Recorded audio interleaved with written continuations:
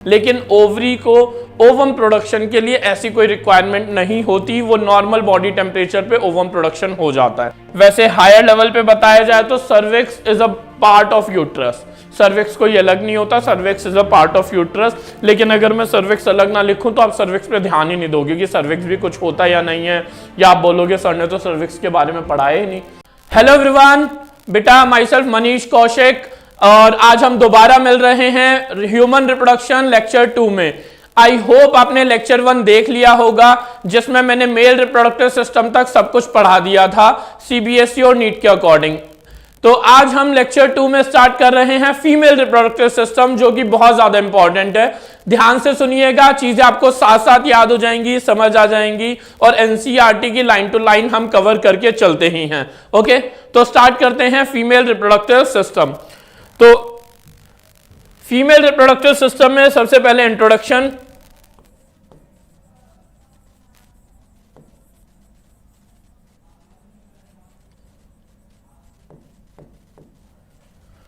Female reproductive system, female reproductive system में आता क्या क्या है।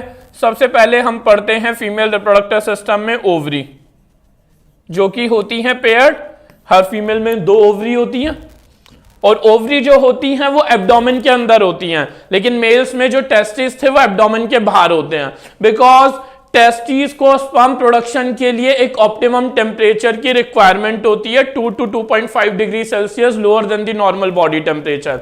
लेकिन ओवरी को ओवम प्रोडक्शन के लिए ऐसी कोई रिक्वायरमेंट नहीं होती, वो नॉर्मल बॉडी टेम्परेचर पे ओवम प्रोडक्शन हो जाता है। Is it okay? तो स्टार्ट करते हैं। फीमेल रिप्रोडक्टिव सिस्टम में आप पढ़ोगे ओवरी, ओवरी के अलावा हम पढ़ेंगे एक्सेसरी डक्ट्स।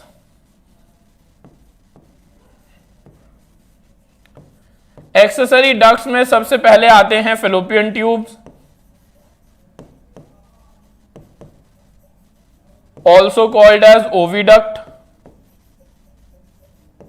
और ये भी होती हैं पेयर्ड। फैलोपियन ट्यूब के बाद हम पढ़ते हैं यूट्रस,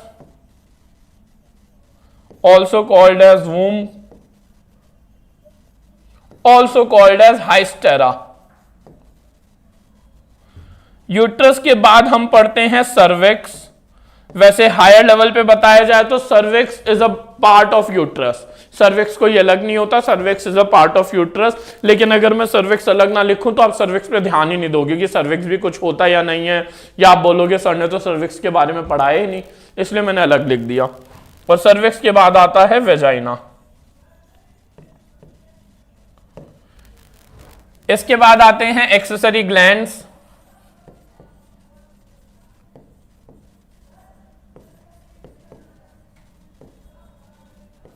एक्सेसरी ग्लैंड्स जो होते हैं फीमेल्स में 2 होते हैं। One is mammary gland,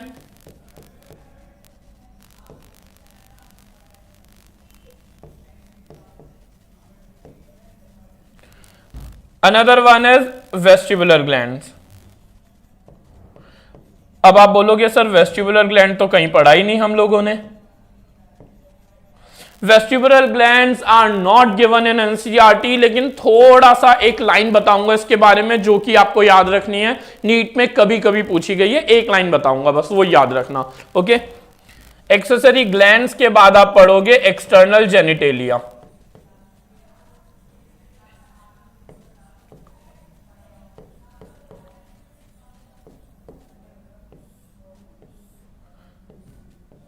external genitalia में external genitalia is also called as vulva, इसकी भी हमें डिटेल पढ़नी है। तो ये सब हमें पढ़ना है। फीमेल रिप्रोडक्टिव सिस्टम में ovary, accessory ducts, accessory gland and external genitalia, और मैं स्टार्ट कर रहा हूं ओवरी से। ओके, तो पहले ये फीमेल रिप्रोडक्टिव सिस्टम है, जिसमें ये हैं 2 ओवरी। ओवरी के बाद एक्सेसरी डक्ट्स में this one is fallopian tube, then this one is uterus, cervix, vagina. ठीक है, मेमरी ग्लैंड्स इस स्ट्रक्चर में शो नहीं किए गए, वो अभी मैं आगे आपको दिखा दूंगा। अभी हम डिटेल स्टार्ट करते हैं ओवरी की। तो ओवरी में पहले थोड़ा सा समझिएगा, इसी में समझाता हूं मैं। ओवरी जो होती हैं पेयर्ड ओवरी होती हैं, एब्डोमेन के अंदर होती हैं। ठीक है, ओवरी जो होती हैं they are attached to fallopian tube also attached to uterus, also attached to abdominal wall with the help of ligaments. Ovary जो होती है वो एब्डोमिनल वॉल से, यूट्रस से, फेलोपियन ट्यूब से सबसे अटैच है with the help of ligament. Okay, ovary के जो आउटर लेयर होती है ओवरी की, that is covered by epithelium, epithelial tissue से कवर्ड होती है. ओवरी के अंदर का जो पार्ट होता है that part is called as stroma, that part is called as stroma. अब स्ट्रोमा को दो पार्ट में डिवाइड किया गया है. Outer part is called as cortex, ये येलोइश पार्ट जो आपको दिख रहा है, and inner part is called as medulla. One part is cortex, another part is called as medulla, और आउटर में क्यूबॉइडल एपिथेलियम. ओके, अब ओवरी के इंपॉर्टेंट फंक्शंस क्या होते हैं? सबसे इंपॉर्टेंट, ओवरी से रिलीज होता है female gamete that is called as ovum. Second, ovary secrete steroid hormone progesterone and estrogen. Ovary दो हार्मोन रिलीज करती है, estrogen and progesterone, which are very important for pregnancy, female menstrual cycle and all these female secondary sexual characters also. Okay, तो ये सब हमें पढ़ना है. Ovary का आपके कोर्स में बहुत बेसिक बातें हैं, वो बेसिक बातें सिर्फ इतनी हैं. हम साथ साथ एनसीईआरटी का पैराग्राफ भी पढ़ेंगे और साथ साथ मैं आपको इंपॉर्टेंट बातें भी बता दूंगा एनसीईआरटी की लाइंस में जहां से क्वेश्चन आया हुआ है. तो स्टार्ट करते हैं. Ovaries are the primary female sex organs. Primary female sex organ बोले तो जो बाय बर्थ हैं और जो मेन गैमीट रिलीज करती हैं, that produces the female gamete ovum and several steroid hormones, ovarian hormones. Ovarian hormones are progesterone and estrogen. The ovaries are located one on each side of the lower abdomen. Abdomen के अंदर होती है, lower side में दोनों side एक एक ovary होती है. Each ovary is about 2 to 4 centimeter in length and is connected to the pelvic wall and uterus with the help of ligaments. Each ovary is covered by a thin epithelium. ये thin epithelium अभी मैंने बताया, ये देखो यहाँ पे cuboidal epithelium होता है, which encloses the ovarian stroma. और ओवरी के अंदर के स्पेस को क्या बोलते हैं? Stroma, which is divided into two part, outer cortex and inner medulla. This is about ovary. Next हम स्टार्ट करते हैं accessory ducts. और accessory ducts में सबसे पहले क्या आता है? Fallopian tube. तो फेलोपियन ट्यूब को ना स्ट्रक्चर से समझते हैं. पहले फेलोपियन ट्यूब एग्जैक्टली है क्या, इसका फंक्शन क्या है, सारा स्ट्रक्चर से समझाता हूं. एक बार स्ट्रक्चर समझ लोगे तो एनसीईआरटी का स्ट्रक्चर, एनसीईआरटी की लाइंस, सब कुछ क्लियर हो जाएगा. ओके, तो ध्यान से सुनिएगा. व्हाइट पेन यूज कर रहा हूं मैं. तो ये तो पहले समझो, this part is called as, आ नहीं रहा क्लियर, ब्लैक ही करते हैं. ये वाला जो पार्ट है दिस इज यूट्रस. ठीक है, अब ये पार्ट है आपका ओवरी. ठीक है, ये वाला जो पार्ट है this part is called as fallopian tube. Fallopian tube. ठीक है, फेलोपियन ट्यूब में 3 पार्ट्स होते हैं. One part is this that is called as infundibulum. Infundibulum. This part is called as ampulla. This part is called as ampulla and this one is called as isthmus. तो ovary के देखो 3 part हैं. ये हो गया आपका infundibulum, फिर यहां पे आता है एम्पुला और यहां पे आता है isthmus. ओके, अब इनफंडिबुलम का ये वाला पार्ट जो ओवरी के क्लोज है, और यहां पे ये फिंगर लाइक प्रोजेक्शंस दिख रही हैं आपको. ये जो फिंगर लाइक प्रोजेक्शंस हैं ये दिख रही हैं. These finger like projections are called as fimbriae. इन फिंगर लाइक प्रोजेक्शंस को क्या बोलते हैं हम? फिम्ब्रिये. ठीक है, ओवरी से जो ओवम रिलीज होता है, ओवरी से जो ओवम रिलीज होता है, फिम्ब्रिये वहां पे विकेट कीपर की तरह होता है, महेंद्र सिंह धोनी की तरह. जो एग्जैक्टली ओवरी से ओवम रिलीज हुआ है ना, फिम्ब्रिये उसे कैच कर लेता है. यहां से ओवरी से जो ओवम रिलीज होगा, फिम्ब्रिये उसे कैच करता है. फिर वो ओवम जाता है इनफंडिबुलम में और फिर जाता है एम्पुला में.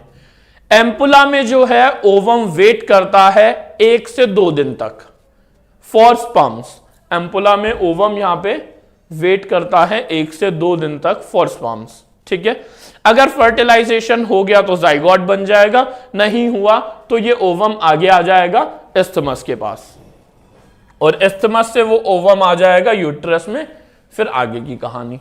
ठीक है, वो आगे बढ़ेंगे। बेसिक क्या हुआ यहां पे, फेलोपियन ट्यूब का मेजर फंक्शन, फिम्ब्रिए कैचेस और collects the ovum from the ovary.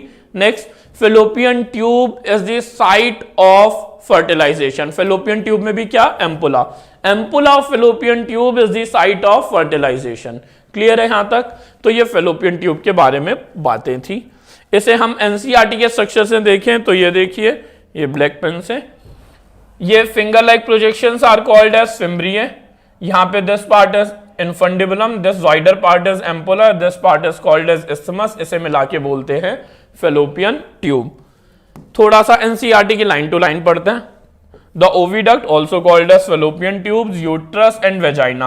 अब इन्होंने देखो सर्विक्स नहीं लिखा, तो ये मैं सोचना सर्विक्स है नहीं, cervix is a part of uterus, तो यहां पे मैं अलग से लिख देता हूं cervix. And vagina constitute the female accessory ducts. Each fallopian tube is about 10 to 12 centimetre long and extends from the periphery of each ovary to the uterus। 10 से 12 सेंटीमीटर की फेलोपियन ट्यूब होती है जो कि एक्सटेंड होती है from the periphery of ovary to the uterus, मतलब ovary से लेके ऐसे घूम के यूट्रस तक जा रही है। The part closer to the ovary is the funnel shaped infundibulum. Infundibulum funnel shaped होता है जो ओवरी के पास होता है। The edges of the infundibulum possess finger-like projections called fimbriae, which helps in collection of the ovum after ovulation. Ovulation is basically release of ovum from the ovary. The infundibulum leads to a wider part of the oviduct called ampulla. The last part of the oviduct isthmus has a narrow lumen and it joins the uterus. अब यहां पे आप एक point extra लिखोगे, ampulla of fallopian tube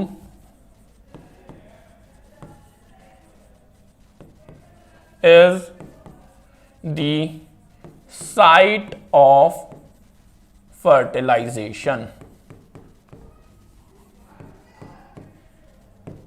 जो fallopian tube में ampulla part होता है वहीं पे फर्टिलाइजेशन होता है। Is it okay? तो this completes your fallopian tube. ठीक है, फेलोपियन ट्यूब के बाद जो नेक्स्ट टॉपिक आता है दैट इज यूट्रस। ये वाला पार्ट देख रहे हो आप लोग, ये यहां से ये वाला पार्ट जो होता है, this part is called as uterus. Uterus is also called as वूम,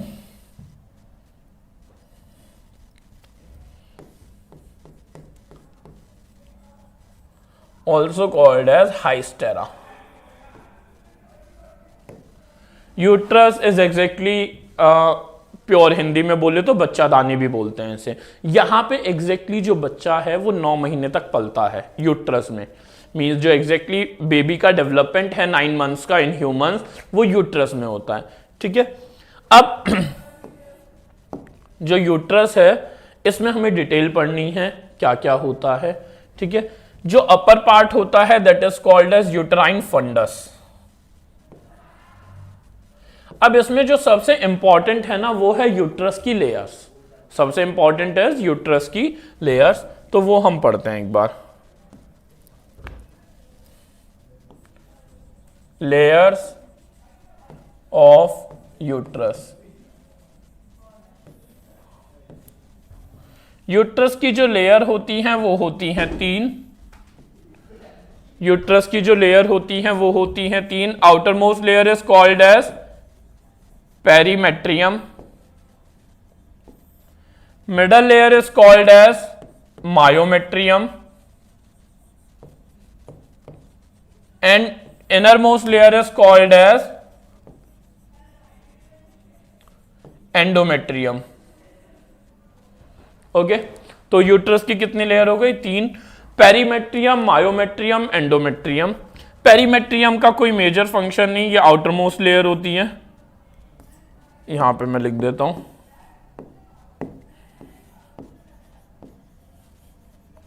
outer most major function is protection.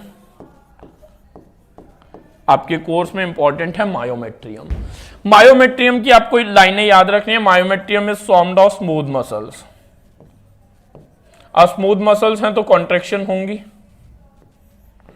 Myometrium ही वो लेयर है जिसकी वजह से लेबर पेन होता है।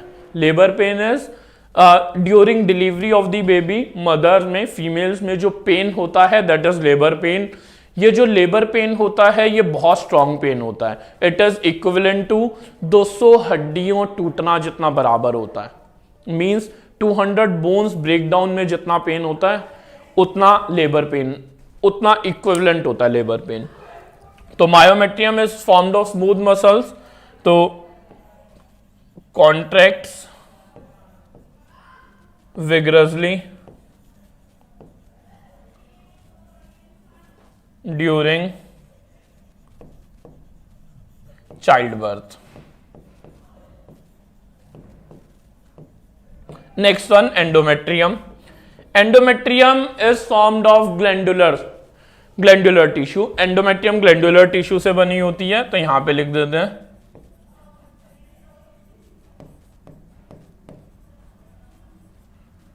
Glandular tissue, endometrium.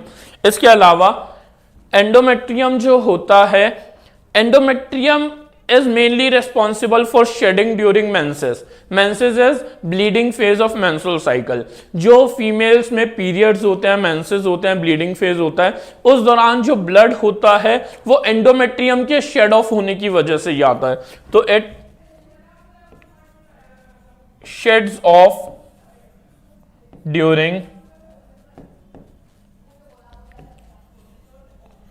menstrual phase of menstrual cycle. तो endometrium is mainly responsible for menses. Is it okay? तो यहां पे हमने यूट्रस की 3 लेयर कंप्लीट की हैं। इसके अलावा ये यूट्रस है। अब हम यूट्रस को एनसीईआरटी से लाइन टू लाइन पढ़ते हैं। The uterus is a single and it is also called as womb, hystera भी बोलते हैं इसे। इसलिए एक और point, surgical removal of uterus is called as hysterectomy. अभी मैं लिख दूंगा। The shape of the uterus is like an inverted pear, it is supported by ligaments attached to the pelvic wall. मतलब यूट्रस और पेल्विक वॉल के बीच में भी लिगामेंटल कनेक्शंस होते हैं। The uterus opens into vagina through a narrow cervix. The cavity of the cervix is called as cervical canal. इसे मैं स्ट्रक्चर के थ्रू एक बार समझाता हूं आपको। ये देखिए, ये वाली जो कैनाल है this is cervical canal, this one. और फिर आगे का पोर्शन होता है वेजाइना। सर्वाइकल कैनाल, इसे यहां पे लिख दिया मैंने सर्विक्स, जस्ट अ मिनट।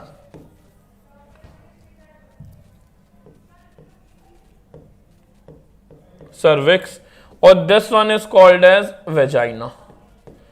और इन दोनों को मिला के बर्थ कैनाल भी बोलते हैं। क्यों बोलते हैं बर्थ कैनाल? बिकॉज जो बेबी का डेवलपमेंट यहां पे हुआ है वो बेबी अब सर्विक्स और वेजाइना के थ्रू ही तो बाहर आएगा चाइल्ड बर्थ के दौरान। That's why cervix and vagina are combinedly called as birth canal. तो यहां पे the cavity of the cervix is called cervical canal which along with vagina forms the birth canal. The wall of the uterus has 3 layers of tissues: the external thin membranous perimetrium, middle thick layer of smooth muscle myometrium, and inner glandular layer called endometrium that lines the uterine cavity. इसमें the endometrium undergoes cyclical changes during menstrual cycle. Endometrium ही है जिसमें cyclical changes होते हैं, जो shed off होती है during menstrual cycle and all. And while the myometrium exhibits strong contraction during delivery of the baby. Myometrium बहुत ज्यादा vigorously contract होती है during the child birth. Is it okay? तो ये बेसिक था हमारा यूट्रस के बारे में। यूट्रस के बाद हम पहुंचते हैं next topic that is called as external genitalia. Uterus के बाद जो हमारा नेक्स्ट टॉपिक है एक्सटर्नल जेनिटेलिया। इसे थोड़ा सा ध्यान से सुनना। इसका स्ट्रक्चर एनसीईआरटी में गिवन नहीं है, लेकिन ये स्ट्रक्चर के बिना समझ में नहीं आता। ठीक है, तो हम इसे समझते हैं कुछ ऐसे कि ये है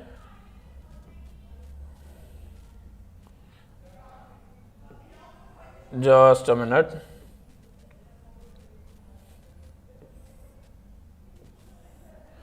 जो अपर पार्ट होता है, external genitalia is also called as vulva, अभी बताया था मैंने। तो हम वुल्वा का स्ट्रक्चर पढ़ रहे हैं एग्जैक्टली। तो जहां वुल्वा होता है, फीमेल एक्सटर्नल जेनिटेलिया, उसके ऊपर जो फैटी टिश्यू की लेयर होती है, मतलब फैटी टिश्यू होता है जहां पे प्यूबिक हेयर्स होते हैं, तो वो मैंने ये बता दिया। And this is called as, these are pubic hairs, लिख देता हूं यहां पे, दीज आर प्यूबिक हेयर्स, ठीक है। और ये फैटी टिश्यू जो होती है, this is called as mons pubis, this is called as mons pubis. Clear है? अब जो फीमेल एक्सटर्नल जेनिटेलिया होती है उसमें सबसे अपर मोस्ट लेयर होती है, that uppermost layer is called as labia majora, that uppermost layer is called as labia majora. और उसके अंदर एक और लेयर होती है, लेबिया का बेसिकली मतलब होता है लिप्स, ये लिप्स लाइक शेप शो करते हैं, दैट्स व्हाई नेम्ड लेबिया। तो ये सबसे outer layer is called as labia majora, इससे अंदर जो लेयर होती है that is called as labia minora. Labia minora के अंदर यहां पे दो ओपनिंग्स होती हैं, 1 and 2। एक ओपनिंग जो होती है that is called as urethral opening,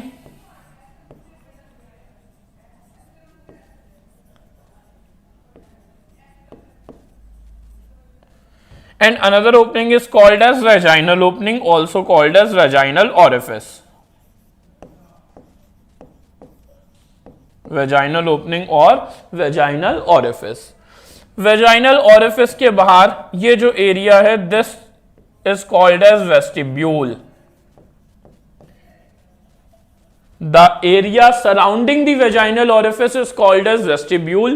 vestibule के पास ही vestibular glands होते हैं, अभी समझाऊंगा इनका फंक्शन, ठीक है। अब कुछ एक्स्ट्रा पॉइंट्स पढ़ने हैं यहां पे हमें,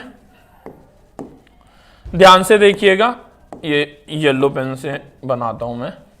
ये जो लेबिया माइनोरा है ना, ये जब यहां पे ऊपर मिलते हैं, यहां पे एग्जैक्टली, ठीक है, यहां पे एक फिंगर लाइक स्ट्रक्चर होता है that is called as clitoris, यहां पे एक फिंगर लाइक स्ट्रक्चर होता है that is called as clitoris. Clitoris एक टाइनी फिंगर लाइक स्ट्रक्चर है जिसमें during sexual intercourse blood fill होता है, it helps in sexual arousal और सेक्सुअल प्लेजर। तो क्लाइटोरिस ब्रैकेट में लिख देता हूं, हेल्प्स इन सेक्सुअल प्लेजर।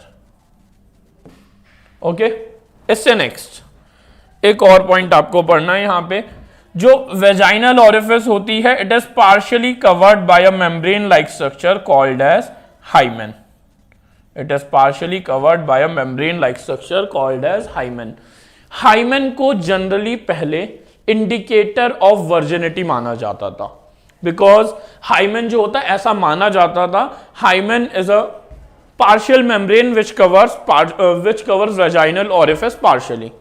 तो ऐसा माना जाता था कि अगर हाइमेन टॉर्न हो गई है, टूट गई है, तो मींस वो फीमेल वर्जन नहीं है, और हाइमेन अगर अपनी प्लेस पे सही है मींस वो फीमेल वर्जन है। बट ऐसा नहीं होता, बिकॉज वो फीमेल्स जो सेक्सुअली एक्टिव नहीं है, या फिर वो फीमेल्स जो बचपन से किसी स्पोर्ट्स में एक्टिव हैं, हॉर्स राइडिंग एंड ऑल, तो माना जाता है कि उनकी जो हाइमेन है it can be torn during active sports. तो that's why hymen is not a perfect indicator of virginity, because hymen, कई बार ऐसा होता है कि हाइमेन जो है फर्स्ट सेक्सुअल इंटरकोर्स से पहले ब्रेक डाउन हो जाए due to overactive in any sport. कई बार ऐसा भी होता है किन्हीं किन्हीं फीमेल्स में सेक्सुअल इंटरकोर्स के बाद भी हाइमेन कभी ब्रेक डाउन होती नहीं, वो वहीं की वहीं रह जाती है। तो ये अलग अलग केस है, that's why hymen is not a perfect indicator of virginity. Is it okay? तो ये है फीमेल रिप्रोडक्टिव सिस्टम में एक्सटर्नल जेनिटेलिया। इसे अगर असली डायग्राम से समझे तो हम इसे यहां पे समझेंगे।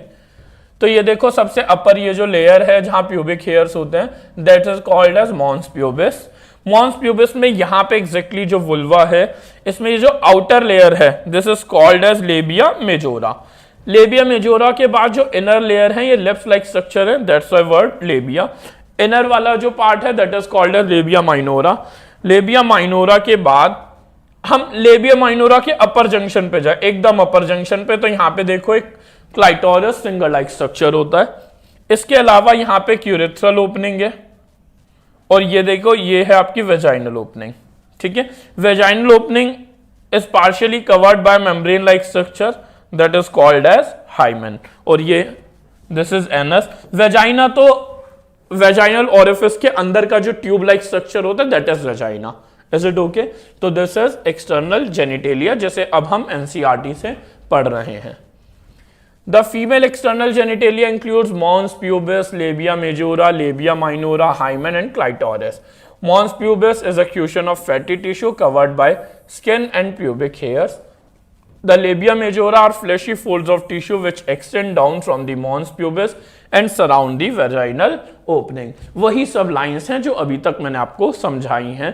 मैं एनसीईआरटी की लाइन साथ साथ इसलिए पढ़ा रहा हूं बिकॉज बच्चों को कई बार टॉपिक समझ आ जाता है, लेकिन एनसीईआरटी की लाइन एग्जैक्टली सोच नहीं पाते कि कैसे लिखी है। एनसीईआरटी की लाइन से ही एग्जैक्टली क्वेश्चन आता है नीट में, और सीबीएसई तो एनसीईआरटी जिसने पढ़ ली वो बहुत आगे निकल चुका है सीबीएसई की लीग से। अगर आपने एनसीईआरटी लाइन टू लाइन समझ के पढ़ ली तो सीबीएसई की लीग से आप ऑलरेडी आगे निकल चुके हो। नीट में एनसीईआरटी को 3 बार 4 बार 10 बार 15 बार पढ़ना पड़ता है, जब वहां पे आपके मार्क्स 650 क्रॉस होते हैं। Okay, The labia minora are paired fold of tissue under the labia majora. The opening of the vagina is often covered partially by a membrane called hymen. The clitoris is a tiny finger-like structure which lies at the upper junction of the two labia minora above the urethral opening. इन्होंने clitoris का function नहीं बताया है, वो मैंने आपको बता दिया। इसके अलावा इंपॉर्टेंट सीबीएसई में क्वेश्चन भी आता है, the hymen is often torn during the first quarters, however it can also be broken by a sudden fall और jolt insertion of a vaginal tampon, active participation in some sports like horseback riding, horseback riding, cycling, etc. In some women the hymen persists even after coitus. किसी किसी women में तो hymen sexual intercourse के बाद भी रहती है। That's why hymen is not a perfect indicator of virginity. Next, memory glands. Mammary gland से पहले मैं वेस्टिबुलर ग्लैंड्स के बारे में आपको बताना चाहूंगा। वेस्टिबुलर ग्लैंड्स के बारे में अगर हम जाने तो जहां पे वेस्टिबुलर ग्लैंड्स लिखा था मैं वहीं बताता हूं आपको।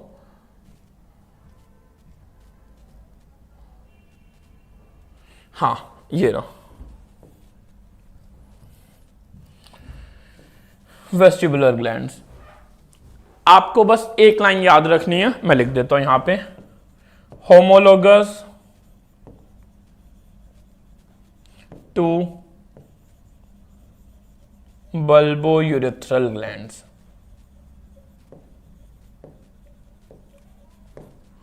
बल्बोयूरेथ्रल ग्लैंड्स का फंक्शन क्या था? Lubrication of penis during sexual intercourse. Same vestibular glands का फंक्शन क्या है? Lubrication of vulva means female external genitalia during sexual intercourse. Okay, clear है? आगे बढ़ते हैं हम नेक्स्ट टॉपिक पे, that is mammary glands. Mammary glands के बारे में अगर डिटेल में जाने तो सबसे पहले मैं कुछ पॉइंट्स आपको बताना चाहूंगा जो इंपॉर्टेंट है। Mammary glands are modified sweat glands.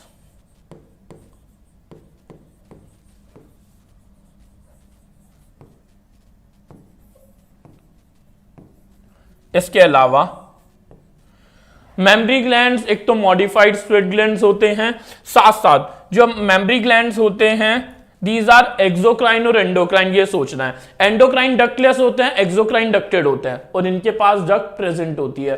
That's why mammary glands are exocrine glands.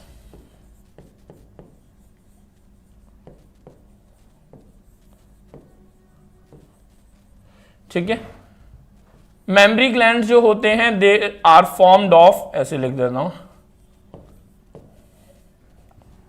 Glandular tissue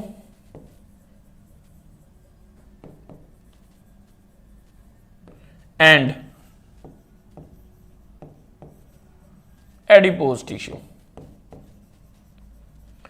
mammary glands में मेनली दो तरह के टिश्यू होते हैं, मेनली, इसके अलावा भी होते हैं, लेकिन मेन आपके कोर्स में दो तरह के टिश्यू है, one is glandular tissue, another one is adipose tissue which stores fat. ठीक है, तो ये मेमरी ग्लैंड्स है। Mammary glands are present over a muscle called as pectoralis major muscle. Female में जो चेस्ट होती है वहां पे एक पहले पेक्टोरालिस मेजर मसल होती है, उन पेक्टोरालिस मेजर मसल के ऊपर मेमरी ग्लैंड्स होता है। मेल्स में भी होती है लेकिन मेमरी ग्लैंड का फॉर्मेशन नहीं होता, पेक्टोरालिस मेजर मसल्स के ऊपर मेमरी ग्लैंड डेवलप होते हैं। ठीक है, आगे बढ़ते हैं हम।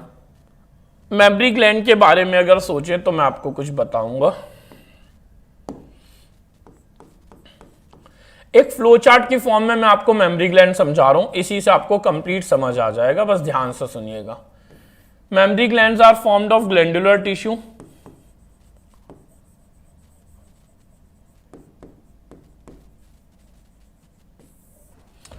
And adipose tissue.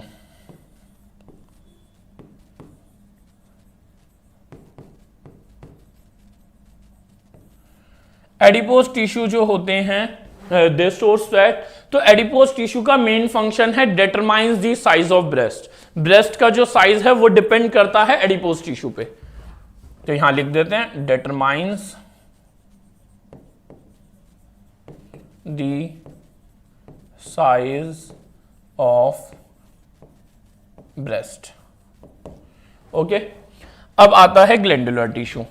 तो ग्लैंडुलर टिश्यू ही एग्जैक्टली मेन होते हैं जिनमें मिल्क फॉर्मेशन, मिल्क सिक्रीशन और मिल्क सिक्रीट होके बाहर तक आता है थ्रू निपल्स। तो ग्लैंडुलर टिश्यू अगर समझे तो फीमेल्स में मेमरी लोब्स होते हैं, मेमरी लोब्स, और ये मेमरी लोब्स होते हैं 15 to 20। मैं एक मेमरी ग्लैंड की बात कर रहा हूं। एक मेमरी ग्लैंड में 15 से 20 मेमरी लोब्स होते हैं और इन मेमरी लोब्स के अंदर बहुत सारे एल्वियोलाई होते हैं। तो ऐसे लिख रहा हूं मैं, मेमरी लोब्स में ब्रैकेट में contains cluster of cells called as alveoli, contains cluster of cells called as alveoli, which stores and secrete, उल्टा लिख दिया, secrete and store आना चाहिए ना, which secrete and store milk। तो एग्जैक्टली मेमरी ग्लैंड के ग्लैंडुलर टिश्यूज में memory lobes होते हैं। एक मेमरी ग्लैंड में 15 से 20 मेमरी लोब हैं। उन 15 से 20 जो मेमरी लोब हैं उनके पास बहुत सारे सेल्स हैं called as alveoli. Alveoli milk secrete करते हैं और वो मिल्क एल्वियोलाई के ल्यूमेन वहीं पे स्टोर हो जाता है। Is it okay? अब वो मिल्क का आगे का पार्ट से हम पढ़ते हैं। ये जो मिल्क स्टोर हुआ है ये मेमरी लोब से आगे जाता है, मेमरी लोब से आगे जाता है ये मेमरी एम्पुला में।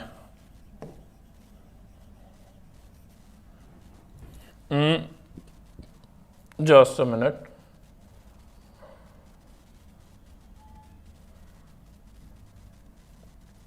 मेमरी लोब, हाँ सॉरी, मेमरी लोब से आगे जाता है ये मेमरी ट्यूब्यूल में। मेमरी ट्यूब्यूल से आगे जाता है ये मेमरी डक्ट में। मेमरी डक्ट से आगे जाता है ये मेमरी एम्पुला में। मेमरी एम्पुला से ये फिर जाता है लेक्टिफेरस डक्ट में।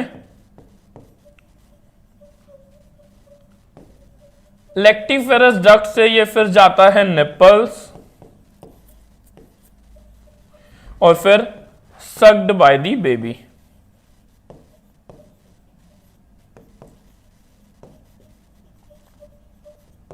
तो मेमरी ग्लैंड्स में जो मिल्क फॉर्मेशन हुआ वो मिल्क मेमरी ट्यूब्यूल्स में गया, फिर मेमरी डक्ट में, मेमरी एम्पुला, मेमरी एम्पुला से लेक्टिफेरस डक्ट। लेक्टिफेरस डक्ट जो होते हैं वो ओपन होते हैं निपल्स में और निपल से फिर मिल्क सक करा जाता है बेबी से।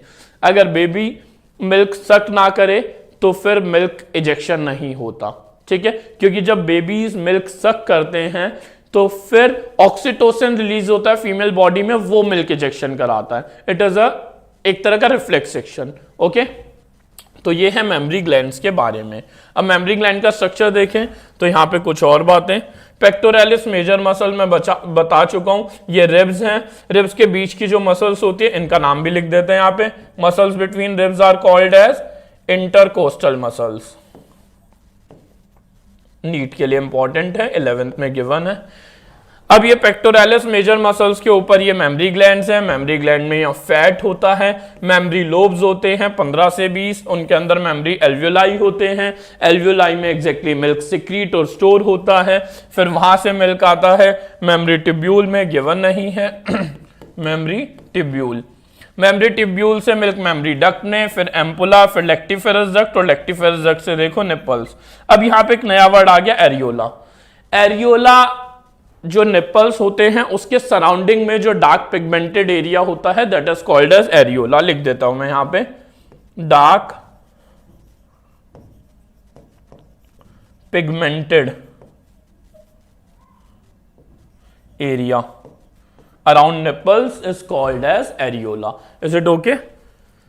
अब हम मेमरी डक्ट की एनसीईआरटी की लाइंस पढ़ रहे हैं जो कि एग्जैक्टली मैंने पढ़ा दी हैं, आपको समझेंगे। A functional mammary gland is characteristic of all female mammals. The mammary glands are paired that contains glandular tissue and variable amount of fat. Variable amount बोले तो because fat जो होते हैं वही decide करते हैं कि breast का size क्या होगा। The glandular tissue of each breast is divided into 15 to 20 mammary lobes containing cluster of cells called alveoli. The cells of alveoli secrete milk which is stored in the cavities of alveoli. फिर alveoli जाते हैं memory tubule में, memory tubule से जाते हैं mammary duct, mammary duct से जाते हैं मेमरी एम्पुला, मेमरी एम्पुला से lactiferous duct, and which is milk is sucked out by the baby through nipples. This completes the female reproductive system. तो हमने लेक्चर 1 में मेल रिप्रोडक्टिव सिस्टम कंप्लीट किया था, lecture 2 में हमने totally female reproductive system over कर दिया है। अब नेक्स्ट लेक्चर में हम स्टार्ट करेंगे बहुत important topic that is gametogenesis, जहां से बहुत ज्यादा क्वेश्चंस आते हैं in CBSE as well as NEET. हम नेक्स्ट लेक्चर में स्टार्ट करेंगे गैमेटोजेनेसिस, जो इंपॉर्टेंट होगा, जरूर देखिएगा।